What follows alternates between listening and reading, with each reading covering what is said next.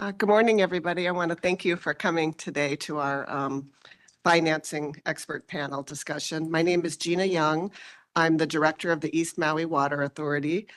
Today's expert panel discussion is a part of our community conversation series that we're having this week. This meeting today is intended to broaden our expertise on funding options available to Maui County, including our water authority, and how individual options can be combined to create multi-layered funding programs.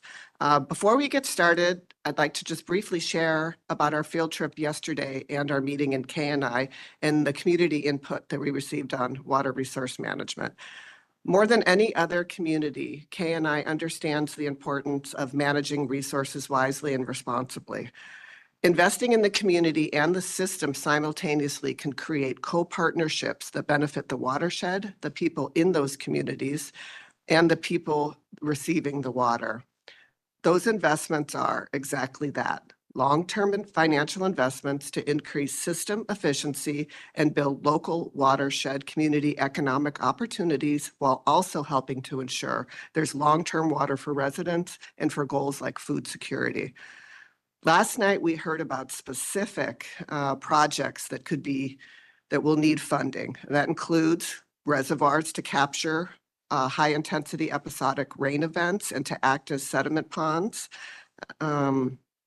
and the need to line ditches. I'm going to let our two experts explain how financing for infrastructure and how foundation funding for watershed programs have been used in other places and how these funding opportunities will work.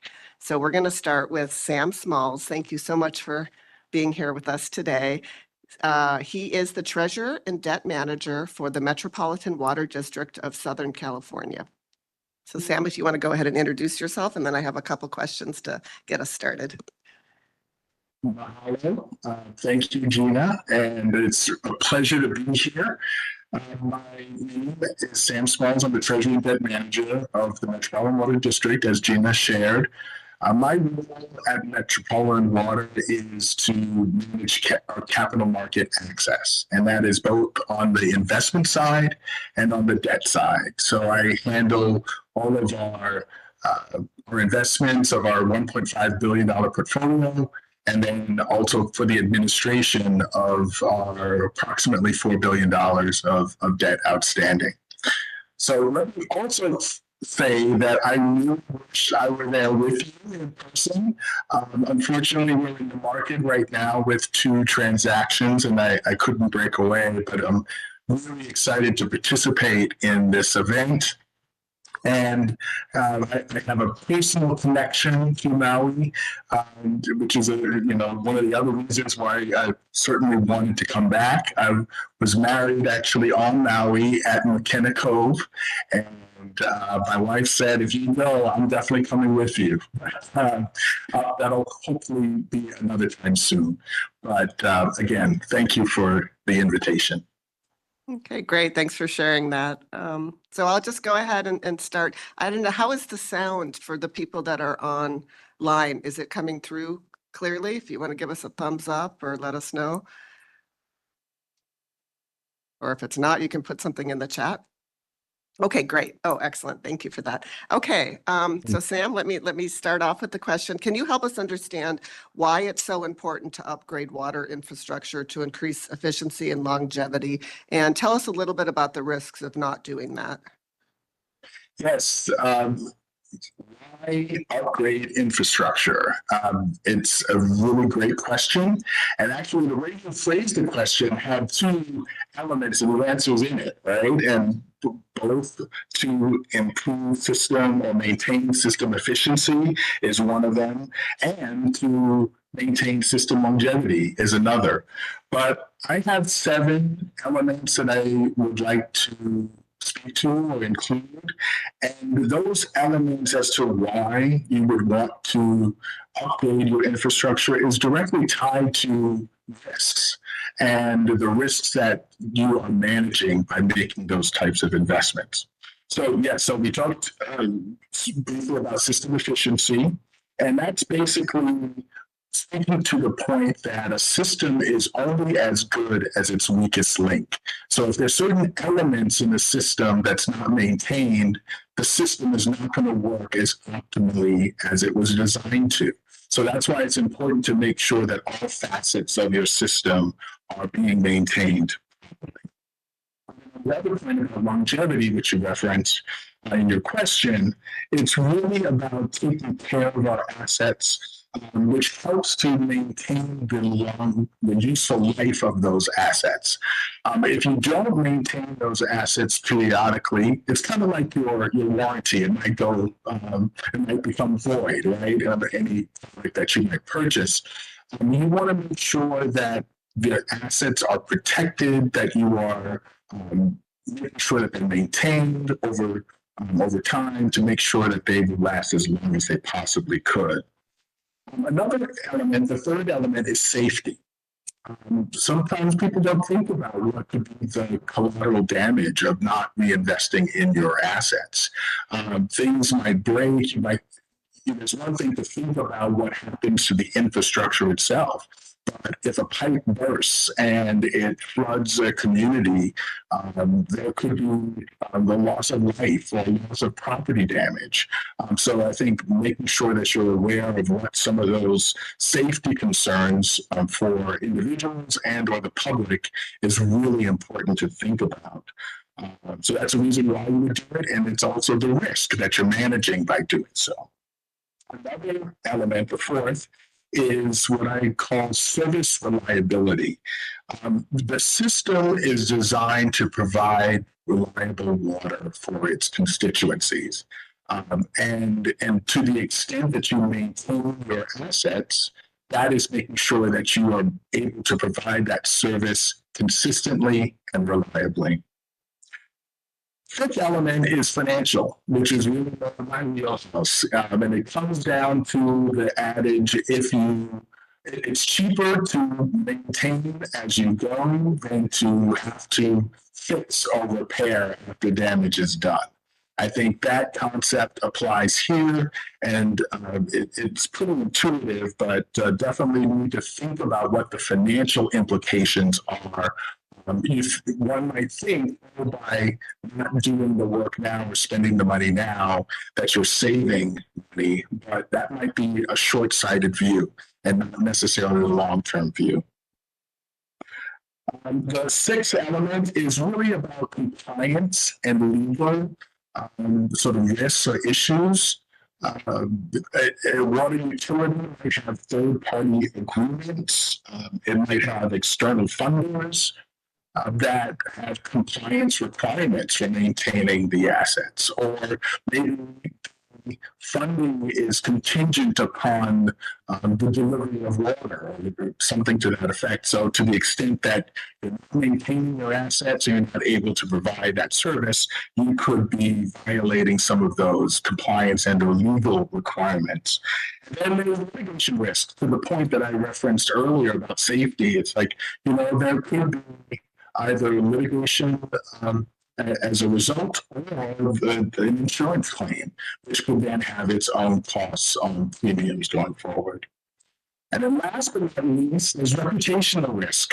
And oftentimes people don't think about what that means to the entity if they're in the news for assets breaking down, in terms of their reliability as a partner, the trust by the public in that entity. So those are the reasons why I say you want to invest in your infrastructure and the risks associated with them that you are managing against and hopefully mitigating. Okay, great. Thanks, Sam. I'm going to see if we can improve your sound a little bit coming through. We thought maybe it was coming through on our end, but I think if there's a way to get you a little clearer off of your computer, I don't know if you've got any tricks for. Ask him to maybe just lower his volume on his side. If you could lower your volume a little bit on your side, it might come through just a little. It's coming through just a little bit muffled. So I'll go ahead and ask your question so we can see how the sound is coming too. But so my next question to you is if you could talk a little bit about how you pay for upgrades outside of increasing water rates. And I know you folks don't use the state revolving funds a whole lot, but I did want to mention those because Hawaii does use that and that's federal money coming down. But I know that you can talk about the different types of bond financing and give us some more information about that. Just to give some background, our county does a lot of GO bonds. And I don't know if you have other types of financing that you can talk about or different ways to use that financing method. Yes, certainly. Can you hear me? Still a little bit muffled. Okay. It's a little better. A little better. Let me try one more thing. Okay, thank you for that.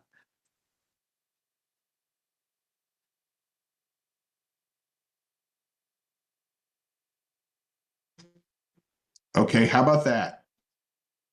Okay, I see a lot of nodding from the audience. Okay. Yes, okay, great. I'm using a different mic. Okay, excellent. So in terms of the ways that you can pay for infrastructure, they fall, I think, into a couple of different categories. One, cash, right, which can be developed from rates, as you know, but you could also use financing because sometimes the infrastructure cost can be significant upfront or within a certain window of the construction of that project. And so what we've found is that financing is a way to smooth those costs out over time. And that's important, I think, for a couple of different perspectives. One, it gives the water utility time to build up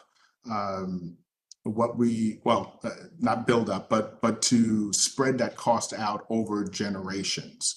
Because you've got ratepayers today that are using the asset, but you also have ratepayers in the future that will be using the asset of the utility. You want to make sure that everyone's paying their fair share. So if you raise rates today to develop the cash to fund the infrastructure, the ratepayers today are basically paying for all of that cost, but the ratepayers of the future are basically reaping a lot of the benefits. So, so what we found is that bond financing, and there are many different types of bond financing that could be used, is a way to fund the infrastructure costs, the construction costs, but by spreading that out through debt service over time, which feeds into your rate calculations, it's a much more even and equitable distribution of those costs to the ratepayers today and of the future.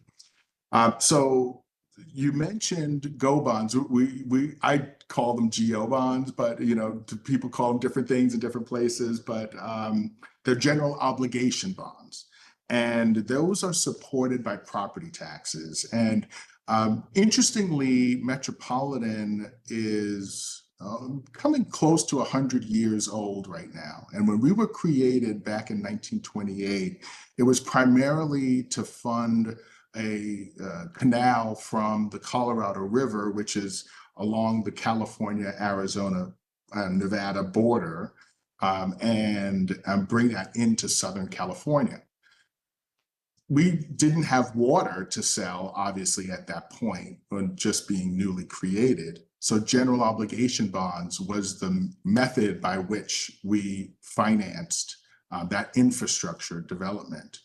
And actually, I do have a slide that I'd like to share that kind of amplifies this story here, if I can do that. Tell me when you can see my screen.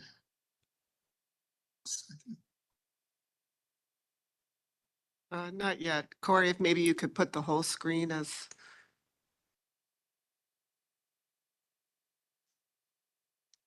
There we go. Yep, that's up. Okay, you got it? Okay, all right. Sorry, I wish there were a faster way to get to it.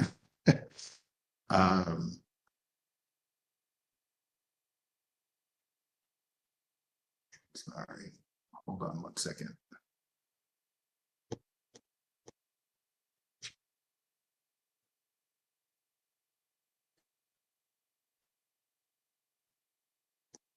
Here we go.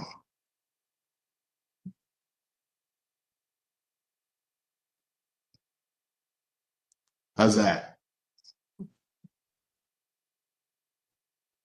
We're good. It's got Do the you see history of the rate do you see a structure up. timeline? Yes. Okay, perfect. Great.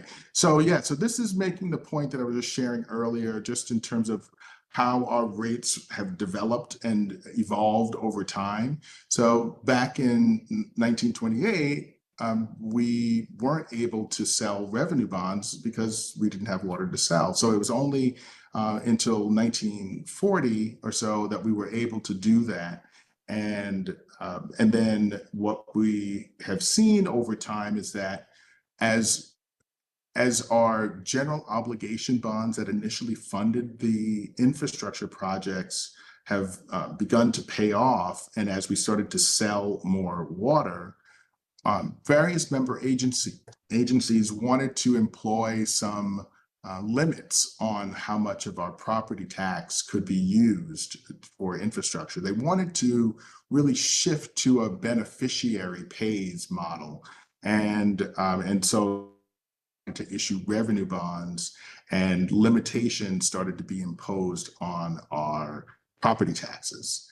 So this graphic basically shows over time how much, and the yellow is the property taxes and how that started to decrease over time. And then the blue is our water sales and exchanges of water with other member agencies. And then other fixed charges in the orange that we started to employ, because we started to realize that the property taxes, even though they were limited, and they served a really important function for us. And we needed to have something other than just the volumetric sales of water. And that's when we started applying some other fixed charges to help generate some supply. Now, interestingly, what we're realizing as we need to make some additional investments is that this is showing us where our property tax rates had been back in the 1960s, and then how it decreased over time. And it was decreased basically by a limitation of the amount of geo debt service that we had. But again, our board had the flexibility given to us by our legislature to make a determination that it's really important for us to not abide by that limitation. And so for the last 13 or so years, we basically have made that determination to keep it fixed at a 0.0035% level. But in this last biennial budget that we approved, we doubled that to 0.007%. And the reason is because it was really important for us to cover more of our infrastructure costs as a part of the state water project that we are the largest participant in. So again, that is a key component of it. Our rates is another key component of how we fund our infrastructure. And you can see basically how our rate structure looks here. And because it's a cost of recovery methodology, we basically have developed a rate structure that has different rates for different parts of the cost of our system. So you have a rate for power costs, you have a rate for the distribution aspects of our network. You have a separate rate for treatment costs. And because our member agencies use us differently, we wanted to unbundle those rates so that they can ultimately use us in the most efficient manner for themselves. So let me pause here and then shift to a couple of other things. We also have used or looking to use federal funds to supplement our infrastructure investments. We typically hadn't done so. We really supported our member agencies historically as they look to fund infrastructure costs for their own local supplies. But because of the economies of scale, many of our member agencies recognize that having us advocate for federal funding could be a good thing that benefits everyone. And so we really started that a couple of years ago and have been successful in getting some large scale recycling water grants, some grants from our state for the same kinds of projects and or drought mitigation projects. It's really been helpful to our bottom line, but also, as you probably know, it has some political elements to it, right? It's not necessarily consistent. We're seeing cutbacks by the federal government in different areas. And when we were really asking for the federal government to make more investments in water, particularly since we felt water has been underfunded relative to other types of public policy efforts or programs like food, transportation. So anyway, we really had hoped that we could improve the amount of investment in water. And in fact, the opposite has happened. The state revolving fund programs that you mentioned, Gina, have been cut. And so the states are going to be feeling that pretty soon. But one of the other tools that we've been thinking about from a financing perspective is WIFIA. And it's a Water Infrastructure Financing Investment Act tool that was approved and basically modeled after TIFIA, which was really for the transportation sector.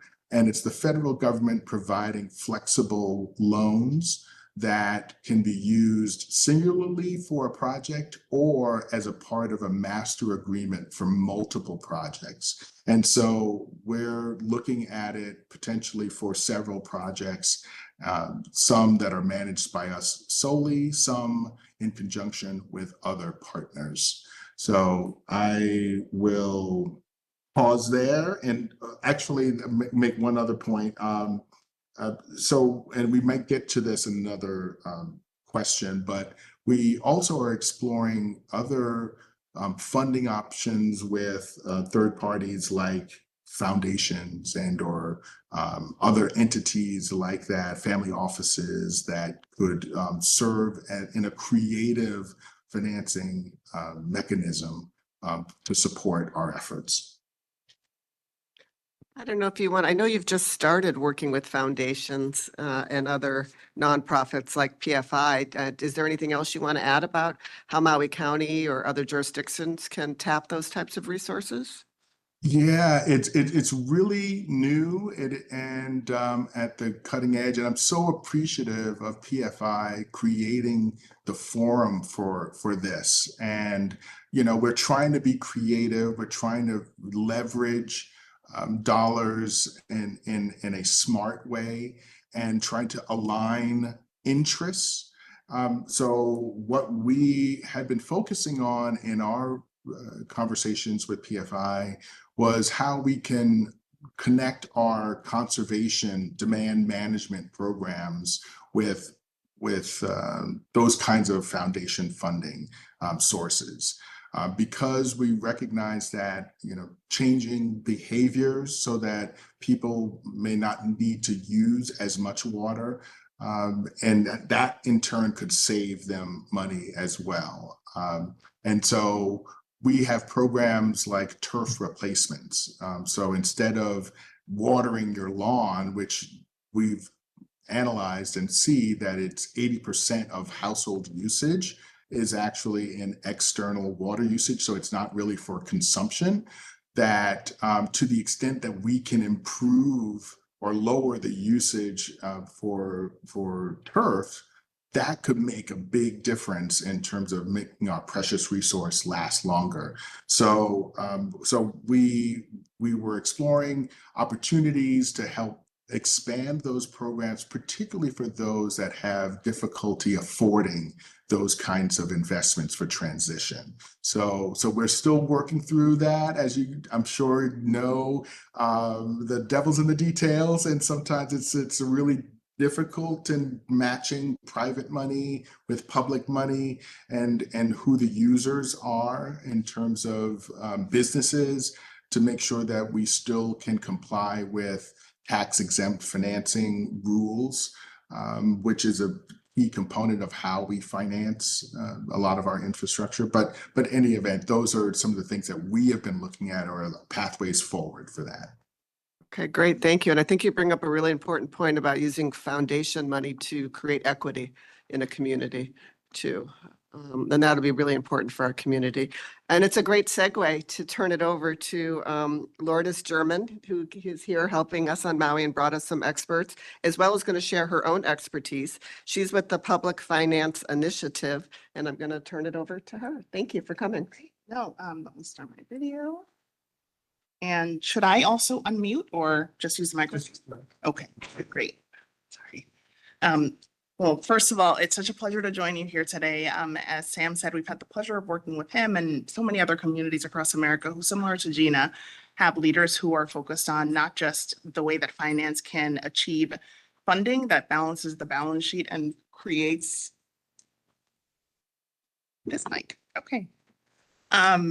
Creates, a strong financial outcome, but also to really care about people, place, and community, and what can happen in the world if you centralize that vision and really commit to it. So what I'm going to do is start sharing my screen and share a brief presentation that walks you through, in essence, what is the theme of this meeting. Let me make sure that we are presenting. So everybody can see. All right. We go right to the beginning. Sorry.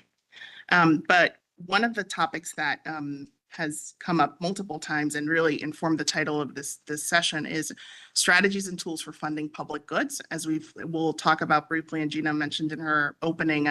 As we listen to the community, they're asking for things that push a water authority to think beyond water and to say, listen to our priorities. And the question is, how do you use public finance strategically that we want to help you think through in ways that center municipal bonds and other instruments so that you can fund and realize those priorities in a way that is also community centered and doesn't sacrifice other outcomes that are important. So to begin, I'll introduce our organization briefly. So we are a nonprofit. We do this work because we really care, and what we learn is just as important as what we teach. Over the past 3 years, in addition to the privilege of working with Sam, we've worked with over 476 governments across 46 US states in advisory, education, research, and technical assistance work. And believe it or not, we are a very tiny team, including some individuals who are here, but this is the 7 of us who really commit to this work every single day. And part of what I want you to think about is, what would it take to realize your vision? And let's start with a photo of a community that's similar to what you did, really took a bold step in saying, when we listen to the public, we're going to put a North Star and commit towards that hope for path. So what you're seeing here is a photo of Missoula, Montana, and one of the aquifers of their water system. So this is a very small community that had a water system that was under private ownership for decades and years. And the mayor said, enough is enough, after listening to significant levels of public protest and seeing water scarcity in key parts of an otherwise very rural place, and seeing the direct impact on people, and not just that, but business and community.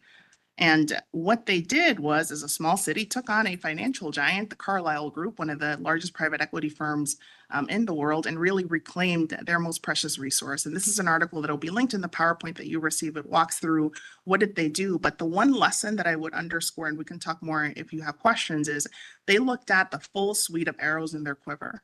They thought, if we have money that's sitting in our general and governmental fund, as you do, if we have the ability to bring in investors, how about we do it on our own terms? And why don't we use and couple the powers that we have as government, which can be really controversial, including eminent domain and others, to achieve this hoped for outcome? And they did it. And this is in 2017. And it's a really fascinating story. One of the few water systems that in a small community has gone from private ownership after over 100 years to public ownership that is really community centered. And one of the things that struck us last night and that I want to foreground in this conversation is that that's not the only North Star that really matters to your community. We were so heartened and inspired to hear people say, we want to think about how we can turn our water system into a food basket for others. We want to think about the nexus to housing. We really care about the emotional grief that this community has gone through when we see displacement because of water scarcity. Issues that really go beyond brick and mortar infrastructure projects, but that are vital to community and people. And if we were to map just a few of them, I want you to ask yourself, like, how should we pay for them if we really care about the plan of finance reflecting the values that we think the project should have? If you know nothing, think about how you pay for things. You go to the store, you either use your credit card or you use cash. That's very similar and a foundational analogy to think about, like, what's the government decision tree, the government choice? And it gets a little more complex, but hold that example. The three areas that I'm going to walk you through in the next 18 or so minutes is, how do you know enough to say we can strategically think about public finance like a puzzle? What role could municipal bonds play in that puzzle that could be really important and that perhaps you're underutilizing? And then what questions should you ask when you're looking at the suite of strategies and trying to make a decision about which one of them is actually going to lead in tandem with others towards your place-based aspirations? Because as we're going to talk about, there are risks and downsides to even the best strategy if not approached carefully. And as background about me, I love this area. It's such a privilege to do this. So I could talk about this forever and answer all sorts of questions as both an attorney, someone who's served our governor for 7 years, chairing our state board on this topic, worked in the private sector, worked as an investment banker on the dark side, and also worked within an investment firm in a pretty senior role as in charge of credit for a sector and also general counsel of the company. So you can ask me anything and I'll try and break it down from a practitioner's lens. But the easiest question I want to start with to make sure we have a shared understanding over, like, what is this area, is to make sure that we talk about, like, what is public finance? A lot of people could define this in many different ways. It's nothing more than how government raises and spends money. Keep that in mind. You will know, like, the heart of what this is. It gets harder, but this is quintessentially what everything turns on. And if we were to say, like, what are your avenues? Like, what are your arrows in the quiver? What's the puzzle? It would be the squares on this chart. So that's pretty simple, right? At least there's 6 things that you could do. And it's not just you, but any government in the world could do these things. And I'm going to go through them really quickly in case you're not familiar with them, even though I know there's a lot of varied expertise in this room. Pay as you go, that'd be like, you go to the store, you use cash. You just use the money that you have and you don't think about any resource beyond what's in your bank account to fund whatever is the priority of the moment. Municipal bonds and lending instruments. That's where you borrow money and you create a future liability, but you raise a lot of money today. And it carries a really special element that's unlike anything else on this chart, which is it safeguards appropriation risk. Once you commit to a bond-funded project and raise hundreds or thousands from investors, it's locked in. Nobody can change that, the commitment to that project, unlike pay-as-you-go, where it's subject to annual appropriation. Land-based financing and value capture, it's an area where you actually say, you know what, land is a pretty big resource. Are we using it strategically in the best way that we can to serve the things we want to fund? Public-private partnerships, which have been a big part of your history when you think about the lease agreements with Mahipono and others, and we can talk about the components and ingredients that make that. It's a joint commitment to do 5 things: design, operate, build, finance, and maintain something, an asset with a private partner, where you are sharing both the risks and possible rewards of that. And then an area that, as Sam mentioned, is emergent and where we are really placing a big stake in the sand and saying this is where we can be radically imaginative. That's program-related investments and grants. Grants are probably well known. That's where a foundation just gives you money, right? And you can use it and they don't expect anything other than you doing something really great in the world aligned with their mission. Program-related investments is a new, really emerging and important area for us, where we say, beyond grants, foundations can be really important social investors. They can be really creative and come in and you can design a way for them to further your outcomes in tandem with these squares strategically. And we're going to talk about the municipal bond marriage that we are seeing as an innovative edge of the sector. And then, of course, there's a square called other, because the field is not static, it's dynamic. There are a lot of other things like pay for success that we're not going to cover today. But if you're curious, ask me. We might have an hours-long conversation about them. So first question that I would ask myself is, what is your resource base? What do you work with? And it starts by saying, let's look at like, what are the laws that govern Gina's powers and the departments that, like her, are other stakeholders that really sit within the ecosystem of water projects. So Article 8, Chapter 19 of your revised charter, vital. Anybody who's really interested in digging into this, I recommend read that. It's really fascinating and was so carefully crafted to create a legal enabling framework that situates I'm sure I don't have to tell you, the authority as a functional unit within sort of a government department, and separate from the Department of Water Supply, which really serves as an agency subject to the mayor's executive management and the council's legislative oversight. And that's going to be really important once I get into the weeds of decision making, sort of that distinction. And then the piece that we find so exciting at the Public Finance Initiative that creates a well of opportunity is how you have the power to really fund and capitalize a regional water system fund. And the decisions you make around that are going to be vital to set you up to either have expanded options to use so many of the components of the chart like a puzzle, that the circle that I showed you, and to really say, how do we realize the aspirations if we're committed to them that you're hearing from people? So if I were to say, like, what are your revenues? And I look at this one piece of your large 300-page comprehensive annual financial report from FY23, it's meaningless to me because I'm like, oh my God, these are a lot of numbers. I did not major in math. But if I turn it into a pie chart, immediately it tells me something really important. When I look at the government's bank account here in the county, as you would look at your bank account and you say, where does your money come from? Is it my work? Is it my family? Is it an inheritance? You are disproportionately dependent on own source revenues from taxes. And without getting into the weeds of the composition, something Sam mentioned and Gina that you talked about is important is the county has traditionally done a lot of what are called GO bonds, general obligation bonds. Those are primarily bonds where you tell the investor, guess what we're paying you from? It's our taxes. And guess why? It's a big blue part of this chart. It's enormous, right? It's what you would expect to see with a county of the stature, size, and credit rating. But there's a lot more that this tells us. You know, it's also the source from which you do that pay as you go. And think about the decision facing Gina and others who have competing priorities from the mayor's office. This is the pot. This is basically, how do you use it? Do you spend all this money today? Or do you raise a lot of money by pledging pieces and chunks of this in really strategic ways to raise a lot of money today and commit it to projects that really matter?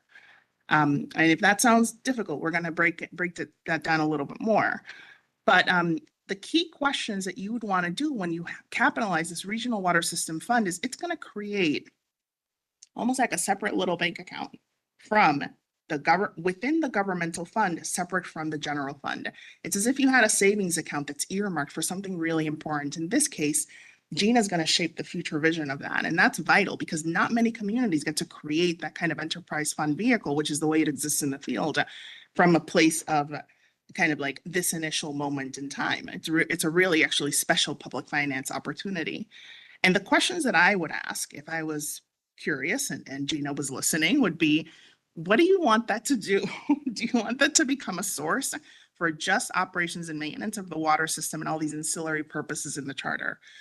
Do you want it to be a source for future debt securitization? Do you want to do revenue bonds, i.e. you move away from the bonds secured by the big blue part of the chart and you tell investors, believe in us because this pot of money, that's going to be where we pay you from.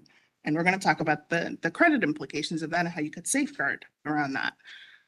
Or is it a source for supporting pay-as-you-go financing that's beyond the water system and where you are going to put your bet on a portion of that being community benefit focused? So you're moving beyond the traditional areas of infrastructure spending and you're saying, this is going to be for food security. This is going to turn this into the breadbasket. And that choice is really going to have to be important because if you do that, can you still do pay-as-you-go for the other things? Is going to be a really legitimate question. And here's the risk and benefit of pay as you go, because naturally, this is how the Department of Water Supply has a tradition of just using the pay as you go model to pay for things. And I will say, as a public finance nerd, that's very prudent. That's actually a good strategy if you can afford it. But you have to ask yourself, what are we not doing? And are we doing projects that we otherwise are putting on the back burner, i.e. deferred maintenance that Sam also touched on, because we're sticking to just one model, the pay as you go for everything. And if we were to say, what could be an alternative? What if we took the same things that I just showed you on the left hand of the chart and said, what if one of these was funded by bonds? What if some of them still have pay as you go? And what if we get other instruments to come in so that, like a puzzle, we're using more than just one approach? Not only will that give you greater longevity use and mileage for that regional fund, but it could also shape the way that you think about more strategically about revenues of the county as a whole. So a learning that the authority could actually position the county to realize and then possibly apply to become a partner in funding other functional sectors of infrastructure investment. And basically, if you look at the chart on the left, it's like as if you were just using your cash in the bank to pay for everything that your life needed. If you look at the chart on the right, you said, what if I conducted my life differently and I used a credit card for some things? I got a loan for something. You look at investors in it coming into my life in a different way. And that is strategically what the point that I'm trying to drive home here without getting into the weeds of specifics. So how might you integrate municipal bonds and lending strategies? So to make sure that I don't assume that everybody knows what a bond process looks like, because it's pretty complicated. If Gina wanted to meet investors and use specifically this vehicle of either a GO bond, a GO bond, or a revenue bond, these are the 9 things that she would have to do. And they look like the 9 things that pretty much every government in the United States has to do some variation of these within your legislative process. You have to have the idea. That's the green row. You have to think about the idea and make sure that 1, it's legal, it's within the charter, it's within the mandate. And then you have to do a tax exemption analysis, which Sam also mentioned, because that's where you get the economic efficiency. Bonds are tax exempt, so investors really want that income. And then that is not going to have the negative tax consequences that a stock would, right? So that's how they're going to meet you and give you all their money. And then if you look at the other 6 squares, this is where it gets like really, really tough and in the weeds. And I'm just going to talk about like the things that it takes to get a deal to market are not known by a first-time market entrant, but the county has the benefit of being a frequent and sophisticated issuer. So they're familiar with structuring for debt capacity, making sure you can pay investors back, making sure that you choose a method of sale that is responsible. Do you go to the public and get like an RFP, get investors who all bid and fight for your bonds to give you the best pricing as if you were selling a house or a car? How do you create offering documents for sale under, really, really difficult securities laws, but even, bonds are exempt from many securities laws like the 1933 Act, for example. And then going to the credit rating agencies and telling them what you want to do and having them believe that you will stand behind the debt even in the hardest of moments, should you have hard economic times. And then the beauty of the whole thing happens in square number 8. You get the money. You get to the closing, you sign a bunch of documents, and you receive the hundreds of millions of dollars on one day that so many investors are proud to invest in you, and because they believe in your mission, your ability to pay them back. And then the most important moment of the bond deal begins the day after the bonds have closed and sold, which is your obligation to repay investors for possibly 30, 40, 20 years begins the very next day. And that creates, the most important part of this process. So how would I decide if I was Gina? And I'm looking at my revenue pie here, and I've got my big blue square. I've got my fund that's coming in to give me more flexibility. And I know that we have a history with what are called P3s, public-private partnerships, and that's been the way we've brought in investors. I'm thinking about bonds, and I know we do a lot of pay-as-you-go. I possibly think there's a lot of projects not getting resources. You'd want to go through a decision tree that involves at least 3 questions. What is it that this is going to do for us? What is the cost-benefit analysis? What are the downside risks compared to other avenues? And then how do we make sure that not just the project, but the values lens comes into the plan of finance? This is an area that is very emergent in the field and where we really feel that our work is differentiated because we challenge the communities like Sam and others who work with us to say, let's not just think about the great things a project can do in place, but what if there are unintended outcomes that are built in to the way that you're putting the funding together?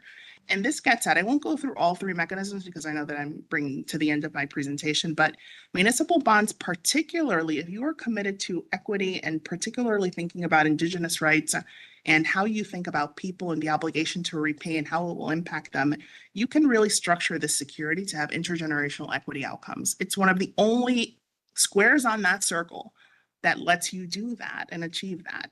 In addition to that, you achieve the ability to invest in deferred maintenance at scale that could be on the back burner, the ability to pursue expansion projects at scale and bring in communities who otherwise are vital in telling us that they know how to do this work, and actually compensate them and have workforce outcomes that come from raising money through this mechanism that otherwise you don't have on a pay-as-you-go basis. I mentioned intergenerational equity, but coupled with that comes asset liability matching, the ability to think about the useful life, who's going to enjoy the assets of this community, and actually make sure that you have a vehicle that, unlike pay as you go, lets you build in that strategic choice. And then in addition to that, Gina, as you said, what's this go bonds versus revenue bonds? Like, you can actually choose, like, how do we pledge revenues and what's the best composition? Is it a double scenario where maybe you have the revenues of your fund coming in first, but the government as a backstop with the GO so that investors really have confidence? And then, of course, bonds are not without risk. Solvency risk is the one that I'm going to highlight here, but there are many other risks that you will want to consider if you go down this road, particularly given your context and once you identify the projects that are going to be a part of the deal and your capacity to service the debt, i.e. to pay the investors back who believed in you. And to end on a note that really excites us. So when we think about seeing a market that is 4 trillion, huge liquidity, huge amounts of money there, it's a staple of the American economy for decades. The edges of innovation in this market, we really believe, rest in the way that philanthropy is hoping to participate. And full disclaimer, we are funded to do a project around this, which we're in the middle of and very excited with. Katie's leadership and the team that you see here are all working on it. But what we are exploring is something that we're gonna tell you, like Macon-Bibb County is another county that was focused on food insecurity and a host of issues that you also really care about solving. And what they did is they said, rather than us just invest our own money to pay for all of these issues that we believe are important, what if we bring in a foundation and we ask them for a grant? So we have their money and our money and we blend that together like a marriage. But then what if the foundation could also come in as a program-related investor? So they give us money that fits within an IRS definition that it is aligned with their mission. It's an investment. It's below market so that it has to be in order to qualify. And we can actually create a fund in perpetuity so that our money with their money and this other vehicle that's lending but not a bond can actually serve the community for years and decades. And what they did is created a way to solve for food insecurity, blight, affordable housing, and created almost like a micro-entrepreneurship model by combining money from the Knight Foundation, intergovernmental grants, not their blue square, their orange square, and bringing in a CDFI, a community development financial institution, to basically hold the loan fund. And they were making small loans to local entrepreneurs who said, I have ideas that can help us fill food security. I have ideas I can do today on my own as a member of this community to solve for affordable housing, to think about where the grocery stores are, to think about creating a food basket from my farm, or, from their vantage point that is 100% community driven. And they were able to get projects up and running within 6 months of having this fund. They actually sent me pictures of they're like, look at the houses. It was incredible. And also the level of agency went from having a community meeting to having community action, something that in finance is a little bit of a struggle. Similar to Sam, we've worked with communities, including Dallas, Texas, who integrated our approach. That's what they worked on to their $1.24 billion municipal bond program for fiscal year 2024. And the way that they did it was through community engagement, bringing in people at the beginning of the process and thinking of different ways to meaningfully include them throughout an enormous capital program. And I offer that to say that there are a million examples we could tell you out there that hopefully will inspire you, but hopefully the message I'd like to leave you is that action in this area is possible that's different. If you were to ask me when I began my career, is anything more important than making sure you pay every penny of the bond? I would have said probably not. But, think about the opportunity that you have here. It's been a learning moment for me to really dig into this work over the past couple of years. And I see all the components, including willing community, exemplary leadership, and the choice really is yours and how you want to move forward. And if we can be helpful in helping you tease out these hard questions, that's why we're here. Thank you. Wonderful. Thank you, Lourdes. That was excellent. And thank you for all the help you've provided up to this point. And the hope, it's great to see through foundation funding that the liabilities of our past and kind of the injustices can actually be flipped now and become a benefit and an opportunity for us. So we've got people here with us today and we've got people online. So let's hear from you folks. Are there questions that you have? Are there things you want to say? I'll just, we can start with if anybody here wants to ask any questions, we have a mic up here, or anybody online can unmute themselves. Hey, Gina, this is Sam. Can I make a few comments? Oh, please. After seeing Lourdes's amazing presentation, I wanted to raise my hand, but I didn't want to stop her flow. She was doing so well.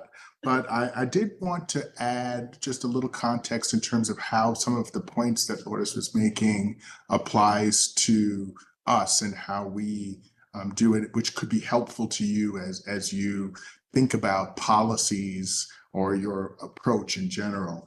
Like, for example, as Lourdes was pointing out, that you've got PAYGO, you've got bond financing as an option, as well as some other tools.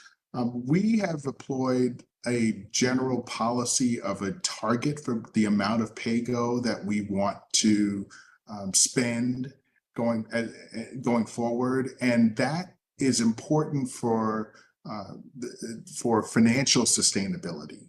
We want to make sure that we're not over leveraged to the points about credit worthiness, right? And making sure, yes, that you can take advantage of this great tool of bond financing, but you don't want to necessarily bond finance everything. And so having a policy target for the amount that you want to spend ongoing for PAYGO, I think can help you put some guardrails up for how to manage that.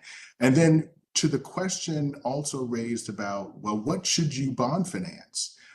There's no explicit sort of rule on how you do so, but it would be good if you are using a tool that's going to have some cost associated with it in terms of interest expense, right? Because you're borrowing funds. It would be good to use it for projects that's going to expand your economic base.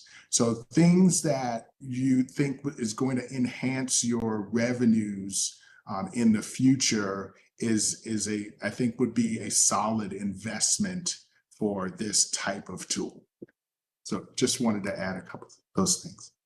Thank you. That was a really great point. I do want to mention why, when Board of Water Supply first brought this concept of local control to us and asked the council to take a look at it, Councilmember Shane Sinetsi and I, we looked at this county department model as a way to really maximize financing opportunities, to leverage the county's experience with financing, and also our ability to bring community benefits. It really seemed to work the best. I just want to acknowledge that. And then I also want to acknowledge the fact that the Water Authority is going to need to use a blended model for financing. We will actually, when we obtain our mission, we'll have a revenue flow, literally, of water where we can set rates and we can build things into those rates, including putting aside some for capital improvements. And then we can build a future capital improvements plan around what assets are available and what we're able to create with partnerships out there. So we have a lot of options, a lot of flexibility, and it's really an exciting time here to kind of be at the beginning of it and have resources like this to helping us. So if there's any questions from anybody or any comments, we can round out the meeting with that. If not, Aloha. This Is oh, Heidi. please, Heidi. Yep, come on on. My name is Heidi Leah, and I'm in HANA. I'm the executive director of our HANA Business Council, and I sit on the HANA Community Association, and I'm the editor of our quarterly paper, the HANA Side News out here, and have a lot of interest also in emergency preparedness and resilience planning for our future. So for this group, I just appreciate you supporting our new department, the Hawaii o Maui Hikina, and also just want folks to be aware that the HANA district, there are 30 nonprofits registered just in 96713 zip code. We are working on building a HANA hub in HANA, and have funding in this year's our fiscal year 2026 budget to have 14.57 acres next to the airport set aside for this shared use community space for food aggregation and commercial kitchen and all sorts of planning for water with the septic system projects unfolding, doing the conversions from cesspools to septic systems, looking at biochar. Council member Shane Sinensi has also secured 30 acres near our landfill for looking at new water system projects, and really looking and having our conversations yesterday in Kenai. One of the big things that struck me was really how these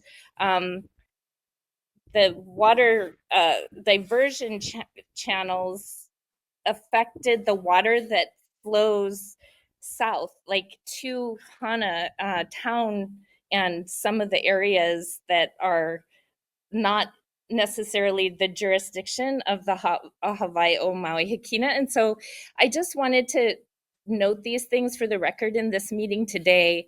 I, of course, have to jump on another meeting in a few minutes on bike paths and stuff here in Hana, but I just really am excited for the future of looking at how we can think about financial solutions together as a community.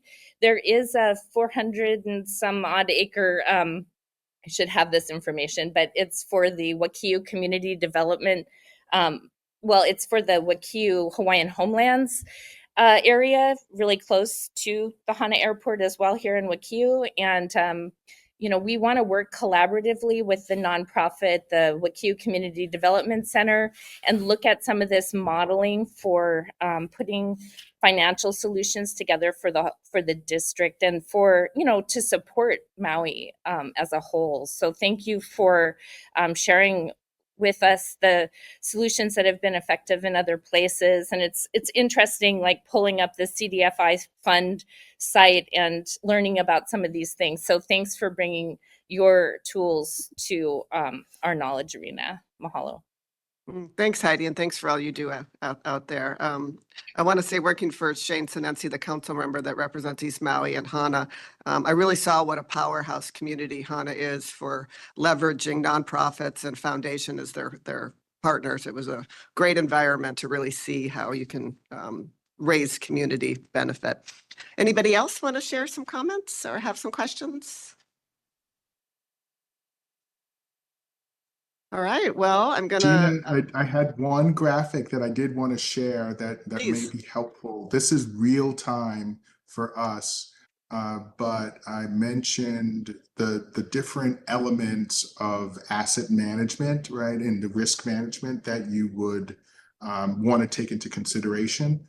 So this graphic is the result of a process that our staff is going through right now, real time. They in our CIP, in our engineering department that manages our CIP, they have staff go through each project and assess the risk exposure for each project that falls into these different categories. And as you can see on the left-hand side, it's the likelihood of incidents of these things happening, right, into these different categories. And then on the x-axis, you see sort of the impact level from low to something major happening. So it gives you a way to then categorize the portfolio of CIP needs that you have from a risk perspective, so that you can then be able to do the triage, right? Because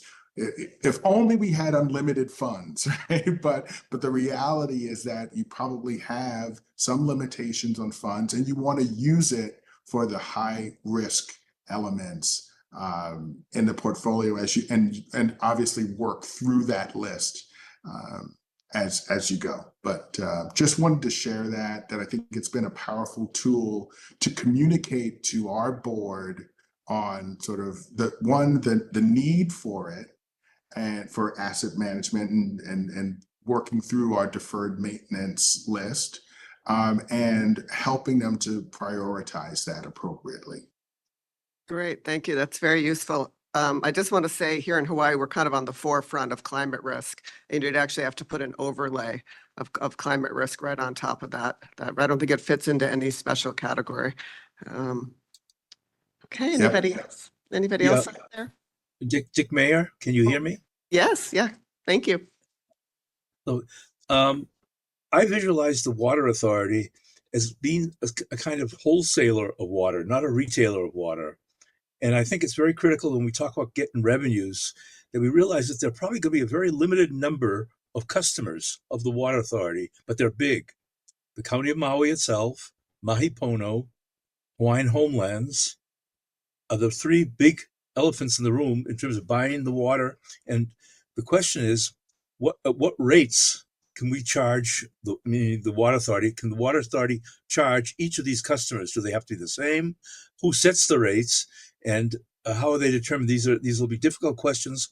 And we have one other complicating factor, and that is the water authority, even though it's a county-created entity, relies very heavily on decisions being made at the state level about who gets the water lease. And so there are various interactions that are political, and then there are ones in terms of the financing and the stream of revenues coming in as to how the whole water authority will operate. And then that's in terms of just the present situation of the East Maui situation. But down the road, one of the other considerations is that the water authority may become active in other areas, Wai'eha on the east side of the West Maui Mountains, in West Maui, and also in Molokai. And so we would want to set up a structure right from the beginning that will at least create the flexibility to integrate the very different situations in each of those other three domains that the water authority was likely to get involved in.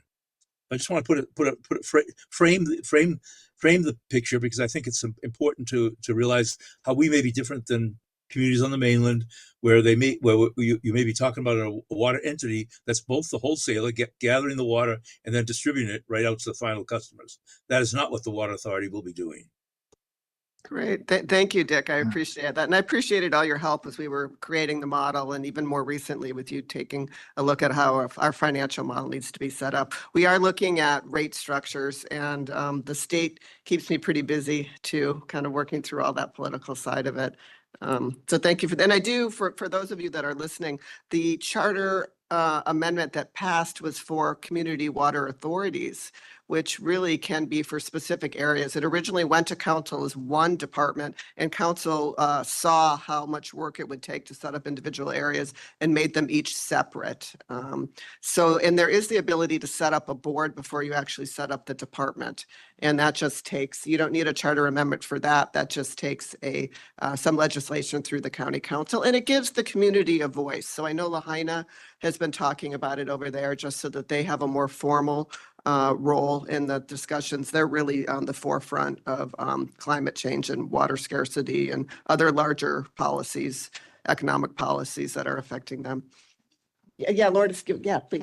I think the issue that Dick, you have pointed out is vital, particularly where you are going to be heavily dependent initially on continuing the practice. If you are of pay as you go, like you want to retain and do real strategic thinking over collections assessment base, like even like what fines, people get for non-compliance, because if you are heavily dependent upon that method, then you need to really own the entire foundation of what it means to manage that own source revenue. And the other thing I want to add, Dick, is that we have lots of models throughout the state of wholesalers providing water to retailers. So we have state agricultural systems, and then even on Maui, we have other large private water users that sell water to the county of Maui. So we're not operating in a vacuum, and we can we're actually creating a chart now of what are all the, how much does water really cost out there, and who's paying what price for what, and then how much does it cost to maintain? You kind of roll all that into there. Okay. Yeah, but the different, We got to get you the into different, the mic. the Go ahead. difference I would Dick. see is that, yeah, even though you may already have existing wholesalers, they're private for the most part, or probably all of them. You would be a public one, so there would be still government regulations regulating how you would work differently than a private wholesaler. True. We do actually have the state agricultural development corporation that runs some state irrigation systems as well. We've got lots of models out there as a resource to us, but I Very do good. recognize the the regulatory structure is similar in some ways, but we would not be PUC controlled. So yeah, there's a lot of complexity to it. I'm going to turn it over. Shay has a question. I had a question for Sam Smalls. When you mentioned the WIFIA funding in 2023, we submitted a WIFIA request with the support of the county for, I can't even remember how much it was for now, but for the water systems on Molokai and Wailuku Water Company. We did not get past the initial letter of interest because we didn't really have a plan for the revenue as far as the rates, et cetera. But we've learned a lot. And so I was just curious, given what's going on federally, because you said you are still working with WIFIA, and I know with a lot of the federal funding, it's very inconsistent or uncertain now. Do you feel like WIFIA has changed much since 2023? If we were to look at that again, what do we need to think about differently? Yes, I would encourage you to look at it. There have been some staff changes there. I think they are trying to be more responsive and creative to applicants. So just because you might have been denied in the past, I wouldn't assume that means that you couldn't be successful with a new application. Obviously, making whatever tweaks of constructive adjustments to either that project or a new project that you think might better fit their parameters. But you, as I acknowledged and you referenced, there are still inherent appropriation risks, right, with the program. But all indications thus far in talking with them is that their funding hasn't been cut for programs, and and so we're operating under that assumption right now. But we also recognize that there may be more competitiveness for those dollars in light of the cuts that have occurred to the state revolving fund programs. So, Thank you. Super helpful. yep. Did you want to make any closing comments, Lourdes or Sam? Anything else to?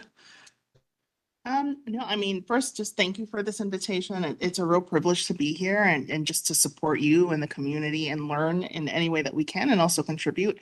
And I think that what I really hope everybody will take away is there's just an enormous moment of opportunity here, which rarely happens, sort of like an alignment of the stars of having the ability to really shape a new enterprise fund at a moment when you can also make decisions, which we didn't talk about how could you incrementally change the balance of power within the contracts, the leases that form your P3s. It's like the biggest area that beyond pay-as-you-go you have invested in. I know that would take an entirely separate meeting. And our colleague, Peter in particular, has an enormous research where we have many thoughts about that. But hopefully you use this moment for what it could mean for your community. Okay, thank you, Sam. Any closing? Right.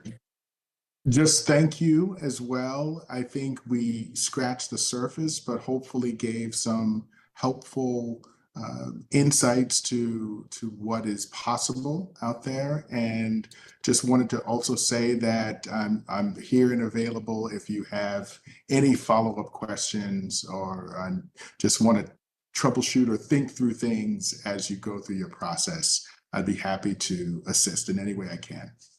Thank you. I've already learned a lot from you, so I really appreciate that. All right. Well, I want to thank everybody. We'll be having this meeting on Akaku since it's on WebEx. They've offered to broadcast it for us.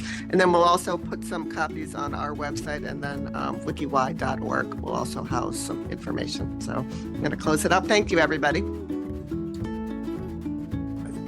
Aloha na hui hau.